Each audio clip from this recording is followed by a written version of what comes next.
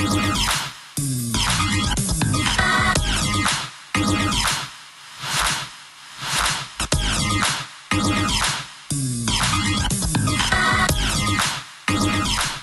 what's up, y'all? It's MMA Analyst back again, here to do my review for UFC 102.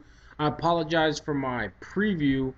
Couldn't really get it done. I was out of town. The reason I actually got back so late with the review is because I just got back into town.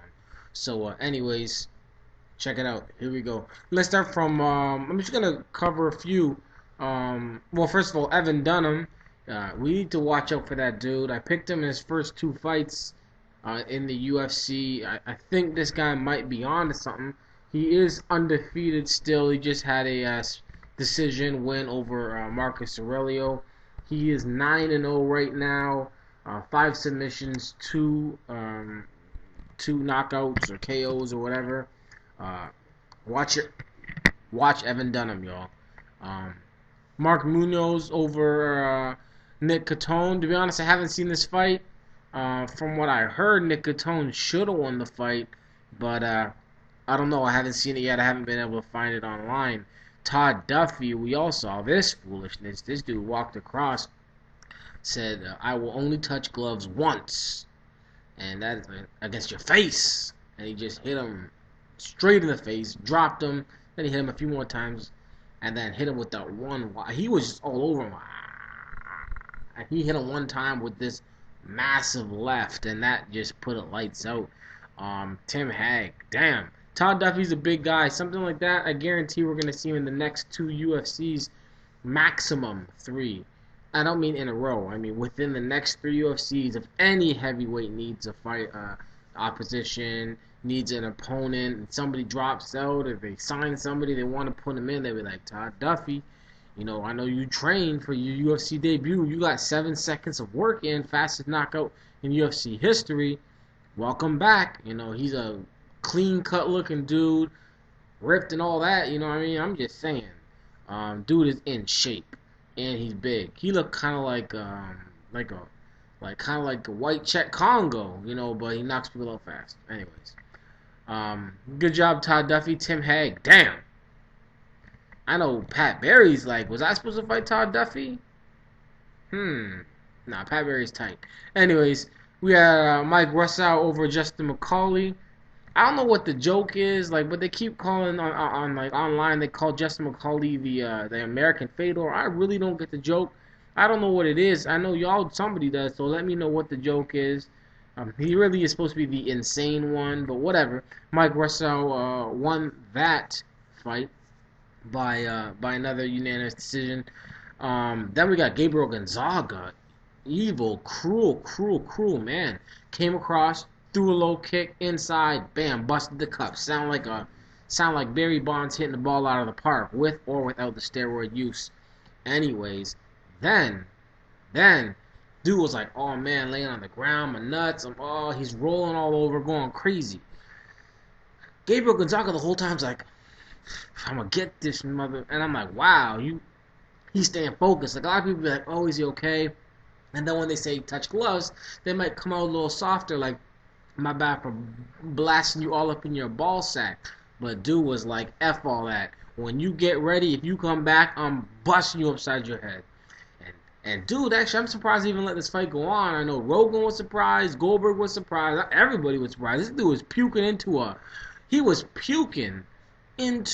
a bin, like a bucket. He was coughing up a lung, laying on his back, rolling over in pain. Took like 6-7 minutes it seemed, and then they said, all right, fight. And the dude was still grabbing his nuts just before he got kicked in the head. He was like, let's try and do this.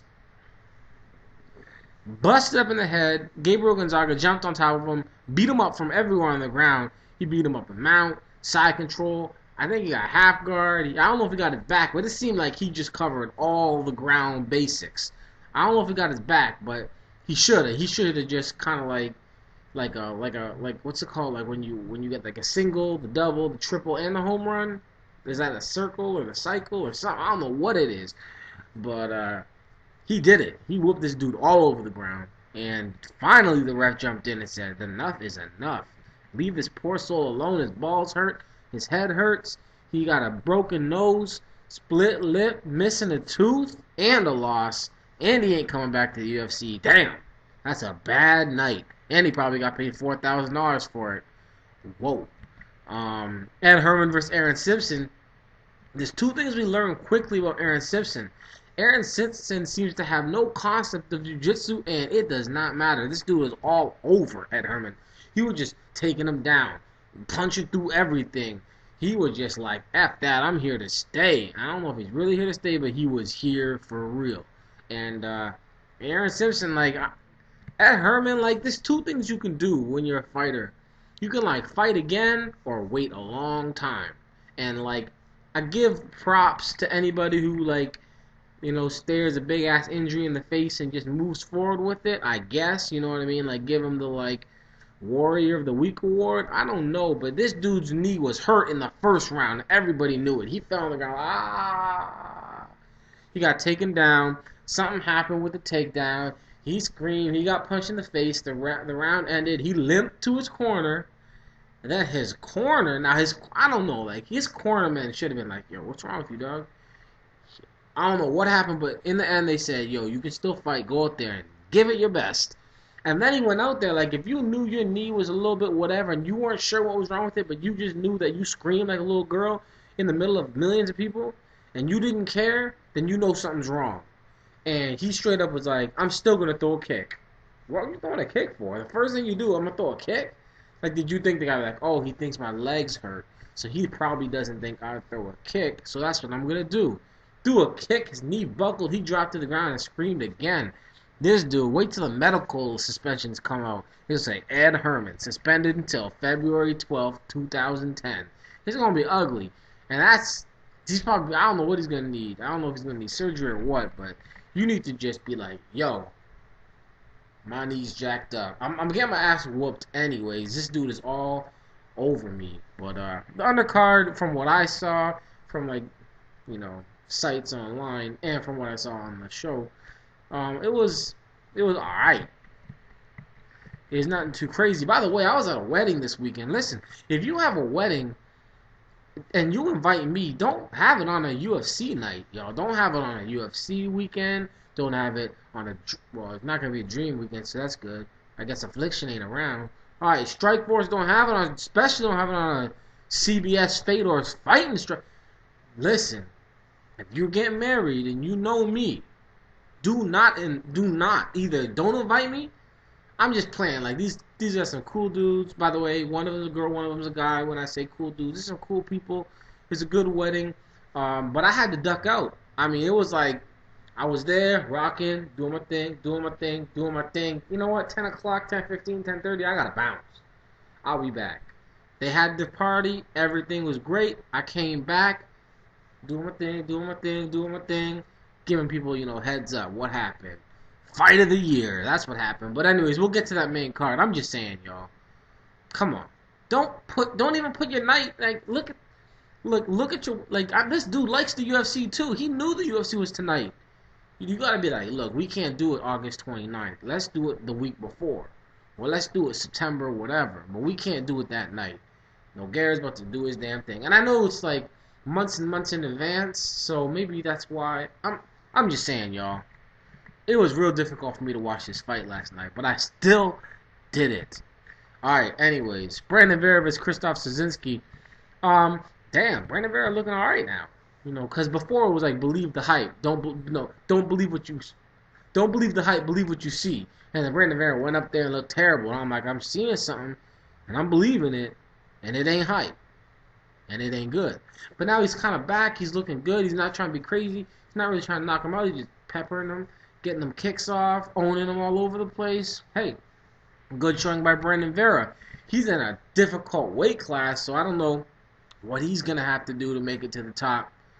But, hey, first things first is a win, and he got it. Krzysztof, damn, dog, you did look slow, but it's all good. Everybody can't be fast. Work on your stuff, man. Work on your stuff. Both these guys will obviously be back. Krzysztof's not going anywhere. The UFC likes him. He's done pretty well so far. And, you know, he's always down for a fight. He's not going to really be a part of any boring fights. Chris Levin versus Jake Roshaw. Man, I'm just say one thing. I had picked Rochelle in my mind and out loud. And as I was talking to people, and somebody was like, you know what, you should think about this though. And I was like, you know what, that is a good point. Well, when I do look at the past, that does look, yeah, that is true. What I was being told was the truth, and I just hadn't noticed it. And then it swayed my damn decision. This is the first time that I let somebody else sway my decision. And then Jake Rochelle comes out here and does all types of foolishness to Chris Lieben and chokes his ass out. By the way, he did try to tap. He was kind of like, right before he was like, I know what I'm going to do. I'm going to just sit here until the very last moment. Because I don't understand why people do this. When they could tap out early, like not early, but they could tap out before the arm breaks or before they're about to go out. But it's not like they're fighting out. They're just kind of waiting it out. You know what I mean? It's like, man, I can't get out of this. I can't really fight out of it. I probably got 2-3 more seconds before I'm going to pass out. So I'll just wait until the very last second and the referee will be competent. Wrong. Dude was like, tap. And ref was like, oh, damn. And, like, he kicked. Like, that's what happened. He tapped, and then he kicked. But the kick wasn't trying to get out, and it doesn't matter if it was trying to get out because you tapped already. That's the thing about tapping. What you do next doesn't matter. It's kind of like tap, tap. What if Jake Rochelle lets go? And then he kicks, and then referee's like, keep fighting. But the reality was the kick was just that first kick, and we all saw the kicks when he was doing the dead fish dance or the fish on the water dance. That was him going unconscious. So he went tap, tap, one kick, and then he kept it on because the ref didn't tell him to let go. The ref should have been like, yo, get him off. And then, Lieber would have been half out cold, like, oh, damn, I almost went unconscious. But no. He was like, tap, tap, kick, and he's like, oh, wait, I think he's trying to do something. Oh, no, he's out cold. And then now he's kicking all over the place. Rochelle, give him another test. He lost his last fight. I think it was against Dan Miller. Didn't look good in that at all. But now Chris Lieben, he handled his business against Chris Lieben. Chris Lieben, on the other hand, I don't know what's up with Chris. Like, he's never been all that great. And now he's going out and just stinking it all up, getting completely dominated. So I think the Chris Lieben, you were a part of the Ultimate Fighter and very popular Money Train, might have stopped. Or might have took you straight to a concentration camp. Because that train is not choo-chooing anymore. I was never on it. But other folks were. But I think they're hopping off. Because they know, wait a sec. I heard that they're spraying gas from the showers where this train's going. So I don't know what's up with Chris next, but we'll see. Damian Maia, wow. Damian. Damn. I thought he was going to get beat. I really wanted Damian to win. I would have liked to see Damian come out. I don't care about the striking. I would have liked to see him come out, somehow get the fight to the ground, somehow submit Nate Marquardt. That would have been nice. I didn't think it was going to happen, though, because he has no stand-up. His wrestling is not really there. His strength, he ain't strong. And Marquardt's a hell of a wrestler. Great with submission defense. Great with submissions. A great striker. So you got one guy who's amazing. He's about a 15 out of 10 in Brazilian Jiu-Jitsu. And then everything else. It's kind of like those dudes on the UFC game that make a real good one thing and everything else is whack. Like, if you fight the average dude, you'll be able to tap everybody out. But if you fight me, I'm going to just stuff takedowns all day and bust your legs up and eventually knock you out. Well, home dude did not need that. Nate Marquardt was like, doo-doo-doo. I see one kick. Is he going to really try and kick with me? Oh, damn, he threw another kick, man. If he tries this kick again, I'm going to beat him right to it. And that was it. He saw him move his leg, and he was like, get off me. And then Nate Marquardt, you did a real good thing, man. He was like, he even put his hands out and shrugged his shoulders like, for what? He was like this. For what? This dude's dead. He face down in the dirt. I already beat him. He got his hands like this. For what? He went from like a legal behind the head and Dan Henderson finishing move and was like, I can't do it. He's too nice. Like, you better believe if that was Bisping, would have been and they would have been, oh no, happened to Bisping again. But Damian Maia's too nice. He's too kind. I don't want to hurt you, right? This is karma right here. Like, karma really, whether you think it's like something from above or you think it's just from the earth, it's there, man. Bisping talks all that do. Da da da da da da. Damian Maya, I don't want to hurt anybody. I just want to go out there and do my jiu-jitsu. And then when it's his turn to get smashed, when it's his turn to get his first loss, he got whoa, falls down to the ground, and he doesn't know what could be happening. Like, dude's right here with the billy club about to bust him in his head. It's like, he's such a nice guy. I can't do it. So damn, Damian Maya, not gonna get that title shot. That's for sure. I would like to see Dan Henderson versus Nate Marquardt. I don't want to see Dan Henderson get a title shot first. I don't want to see Nate Marquardt get a title shot first. I want to see them fight each other. Meanwhile, go fight somebody else, Anderson Silva, 205. Do something. Do something at 205. Do it. And chill out. Do your thing. Dance around. Do your thing. And then maybe, like, at the beginning of next year, you can fight somebody at 185 again. Or you are fighting, like, 8 times a year, so maybe you'll fight somebody in maybe... Well, you don't even have the one fight scheduled, so... Anyways. Damian Maya, damn, still your fan, man. You can still go out there and submit everybody in the middleweight class except for, like, 4 people. And Marquardt's one of them. Of course, he can submit anybody if they gets him in that position, but that's what I'm saying. He can't get 4 people in that situation. He can't get, people who are just going to box him up in his chin. Like Dan Henderson, he's not going to beat Dan Henderson. He's not going to beat Nate Marquardt. He's not going to beat Anderson Silva. And he's not going to beat somebody else. I'm just leaving the space there. I'm just leaving the space there for that next person. So anyways, Marquardt versus Dan Henderson. Get it done, Joe Silva.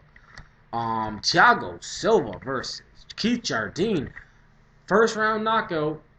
It was going down. You can't come out there like this against everybody, And like, what the thing about it is like homeboy Thiago Silva. He looked exactly the same way he did against Machida.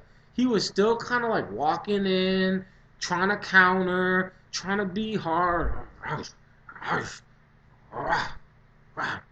But like Machida is like, God, what do you think you're doing?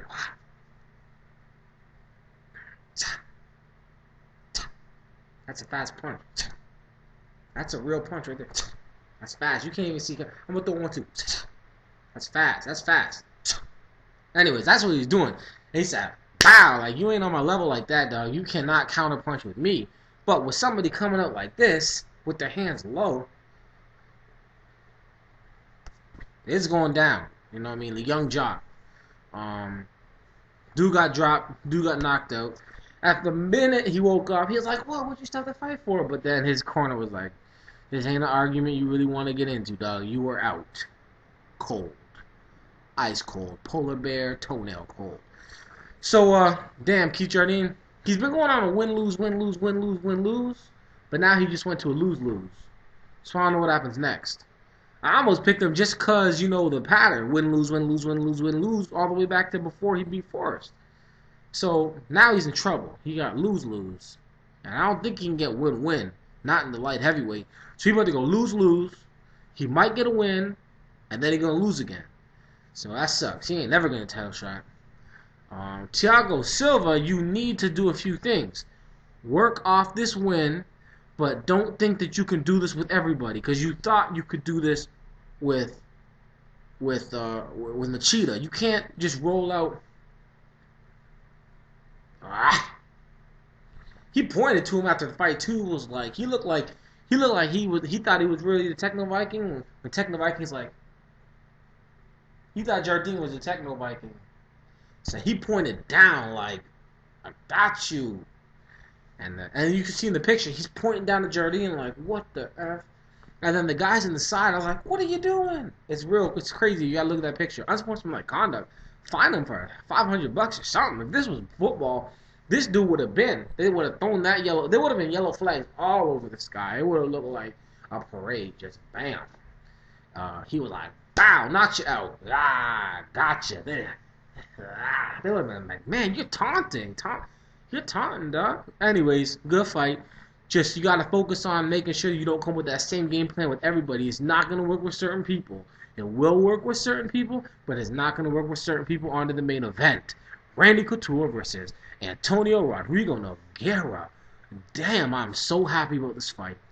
I picked Couture, and I was very clear, like with people who asked me. I said, look, I don't know if Nogueira can do it, but I'm hoping he can.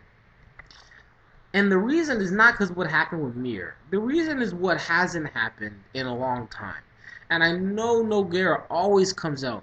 At least, he come out against some tough-ass guys, and he get beat up a little bit, maybe knocked down, damn near knocked out. Then he pull off some crazy win, and he does his whole career. He's now 31 wins, 5 losses, and 2 of them are to Fedor.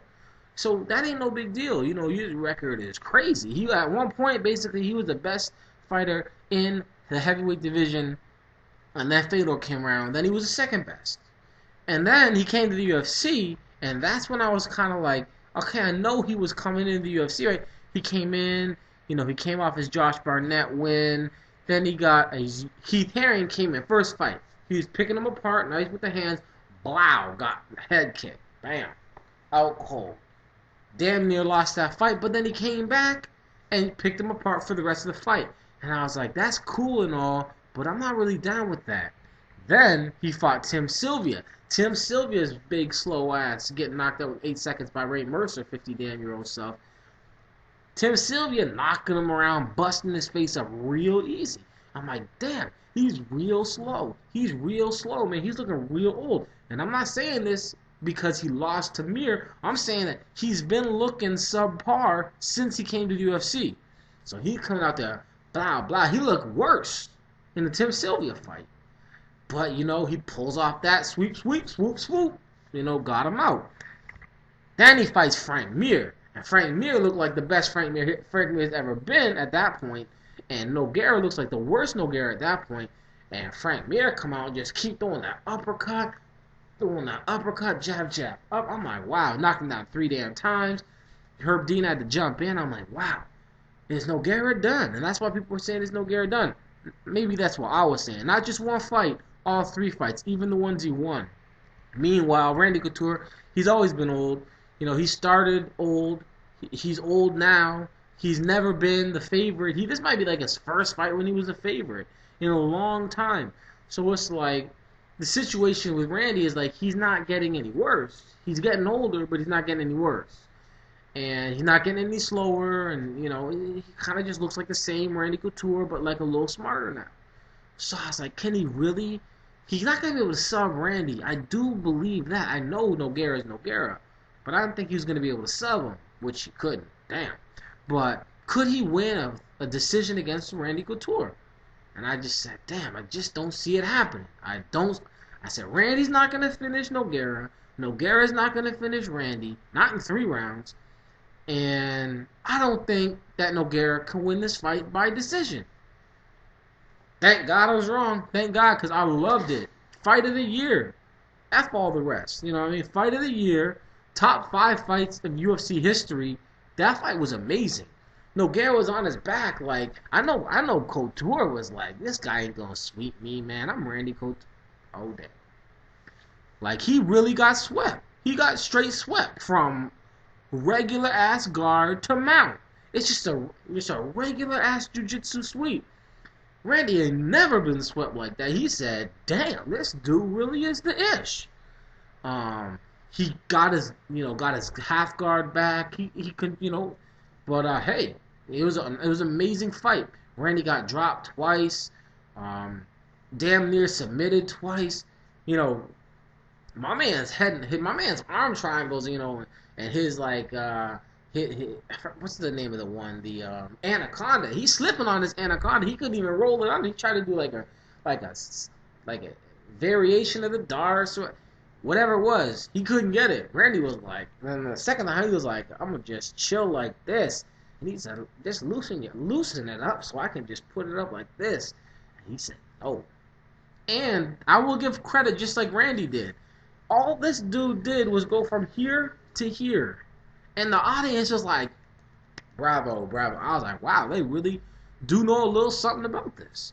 Amazing fight. The whole card was an amazing card, especially like main events. Main event, um, Jardine versus Silva. Like the whole, I mean, it was packed with all types of foolishness. It was a real good card. Glad I was able to see it. I would have been pissed if I had to go home, jump online, and look at the thing like, what the hell did I just miss? You know, watching a rerun ain't the same. If you don't know that, then you need to start watching them the way you should be, and not just on the internet after. But yo, great card. One of the best fights in the UFC's history. Probably fight of the year. Nogueira did his thing, y'all. I think they're gonna give Nogueira the winner of Carwin and Lesnar. That'd be crazy. I want to see Nogueira go. Can Nogueira really go out there and and take out this big ass? I mean, Lesnar and Carwin. I think Carwin might be older than Nogueira, and Lesnar is like maybe the same age. It's kind of crazy. Like maybe 1 year younger. Nogueira really does look old, but he's still doing his thing. He still had the same issues, by the way. He was still getting hit with that uppercut. Everything that Frank Mir hit him with, Randy hit him with, and Randy hit him with some more. He had him in that dirty boxing. Like, really, people don't really dirty box like Randy. Randy really is the dude that does it. Like, when they say dirty box Randy, people are like, yeah, to do it. And he was just taking it like, he's like, dude, I got nothing to worry about. I'm like, wow. That's a grown-ass man with muscle hitting you in your face, and you ain't even trying to get out of it. He ain't even saying, nah, doc, I don't want this. He was just taking it. It looked like Takayama fried. They were just like, and the audience stood up. Wow. Awesome night of fights. UFC 102. Yo, man, like, this is one of these situations where the one that everybody wasn't looking forward to, man, it really exceeded expectations. So, there you go. We got some stuff coming up in September 19th. Then we got the Tough 10. We get to see these big-ass heavyweights. Watch out for Brendan Schaub. I'm going to say it right now. Brendan Schaub. That's the dude that I believe is going to win this thing. He's just a big-ass dude with jiu-jitsu and wrestling and hands and all that. Kimbo is going to get knocked out. Be ready for that. But I'm just saying, September looks good too. A lot of good stuff coming up. Maybe not directly, not right away. But there's some good stuff coming up, y'all. MMA. It's important, y'all. Oh, by the way, y'all know I didn't win that $1,000. My picks were terrible. Peace.